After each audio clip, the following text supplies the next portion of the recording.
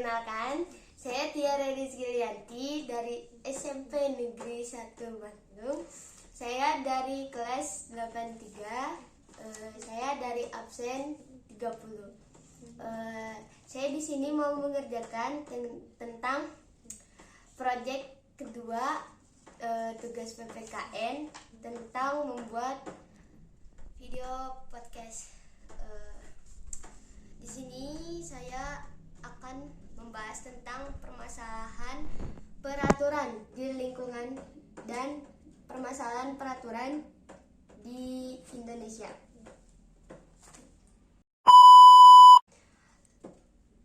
Langsung saja kita mulai. Maaf mengganggu, boleh tahu siapa nama dari Ibu? Nama saya Ibu Yani. Oke. Saya seorang ibu rumah tangga. Oke. Lalu berapa umur Ibu Yani? Umurnya 42 tahun. Ya, kenapa sih? Oke, langsung aja ke pertanyaannya. Dari pertanyaannya ini bakalan ngebahas tentang peraturan. Pertanyaannya, apakah ada peraturan di sekitar tempat tinggal Ibu? Ada Banyak ya. banyak aturan. Oke. Apa contoh yang dari peraturan yang banyak-banyak itu apa contohnya? Salah satunya contoh peraturan tentang kebersihan di lingkungan. Oke, kebersihan ya, itu mah harus satu. Iya, harus selalu bersih lingkungan. Oke. Terus apa tujuannya dari dibuatnya peraturan kebersihan itu teh? Untuk menciptakan atau mempertahankan lingkungan yang bersih, sehat, dan nyaman. Oke. Lalu apa yang dirasain gitu pas sudah melakukan peraturan kebersihan itu? Kalau bersih, lingkungan itu kan lebih nyaman, udaranya bersih dan sehat. Ya pokoknya kita lebih enak lah lingkungan bersih tuh. Yang lebih enak, wangi-wangi. Terus kan banyak nih ya kalau yang mau melanggar peraturan kebersihan, apalagi apakah ada gitu yang melanggar peraturan kebersihan itu?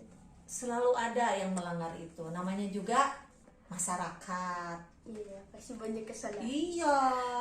Ya, terus kan banyak nih yang ngelanggar peraturan itu teh. Harus diapain yang ngelanggar itu? Kalau melanggar itu harus dikasih dulu peringatan. Kasih peringatannya? Ya ditegur. Kenapa kamu membuang sampah sembarangan? Itu kan satu peringatan. Oke, diperingatin ya. Iya. Terus semisal kan udah mau dikasih sanksi, apa sanksi yang pantas untuk yang melanggar aturan itu teh?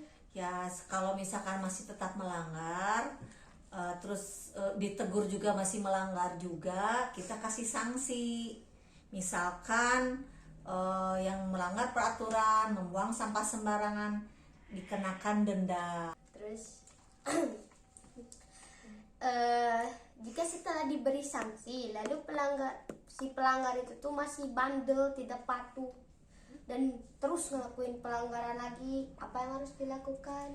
Ya kalau namanya udah dikenain denda, dia kalau misalkan terus melanggar, dendanya semakin besar karena dia tetap melanggar. Tapi kalau misalkan denda pun dia tidak mau bayar, kita kenain sanksi sosial. Misalkan disuruh sama setiap orang di lingkungan sekitar, orangnya suruh membersihkan lingkungan. Terus menurut Ibu, adakah peraturan di lingkungan Ibu yang Ibu tuh gak setuju gitu?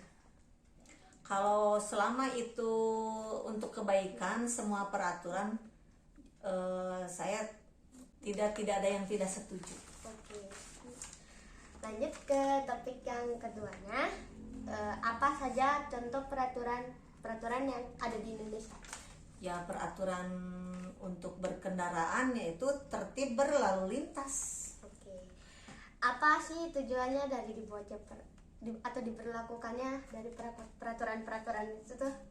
untuk menciptakan ketertiban setiap orang yang berkendaraan, yaitu baik kendaraan roda 2, kendaraan roda 4. Misalkan roda 2 tuh kan ada juga yang motor, ada yang motor listrik, ada yang sepeda.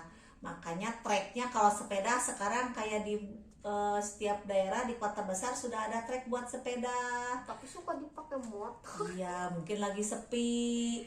Ada juga peraturan yang buat motor listrik. Itu sekarang dikenakan harus sama seperti motor yang memakai BBM, yaitu harus pakai helm juga karena berbahaya kalau motor listrik ada di tempat di jalan raya, bukan hanya di komplek. Jadi kalau motor listrik sekarang suka dipakai anak-anak, itu nggak boleh. Nggak boleh. Iya. Suka dipakai. Oke, lanjut. Apakah ada peraturan yang ibu tidak setujui? Tidak ada. Ibu setuju aja selama itu untuk kebaikan. Baiklah. Lanjut aja.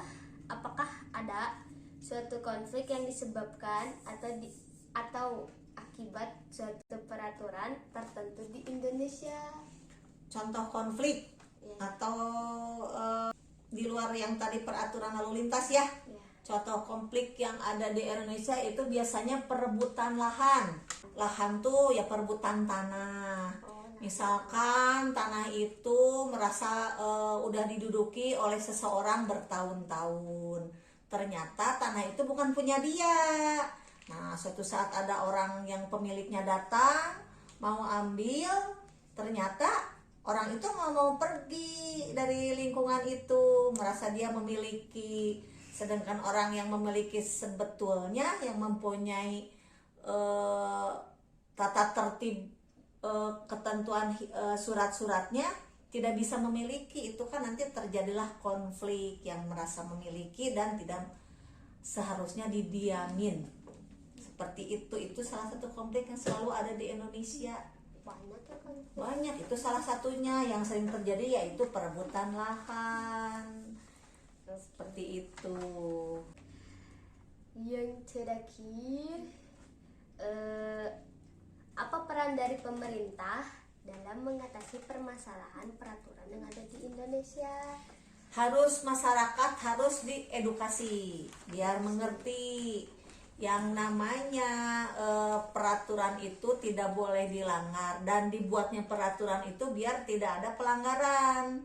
Nah, seperti tadi konflik tentang lahan, makanya harus dilengkapi surat-surat kepemilikan lahan tersebut. Nah, itu diedukasi oleh masyarakat, terus memberi arahan biar tertib administrasi seperti apa dari aparat setempat, seperti dari RT yang dari bawah dulu ke RW, dari kelurahan, nanti diedukasilah masyarakat oleh pemerintah dan aparat-aparat setempat. Kalau mereka belum mengerti atau udah dibuat tapi salah, ya direvisi seperti itu. Mungkin ada pertanyaan lain? Ya segitu aja pertanyaannya, mungkin udah cukup aja. Ya sudah terjawab semua, tidak tahu mau nanya apa lagi. Ya mudah-mudahan pertanyaan dari Tiara sama Ibu yang dijawab dengan apa adanya memberikan pelajaran juga ya. Iya, jadi nambah ngerti aja ya. Iya. Oke, terima kasih.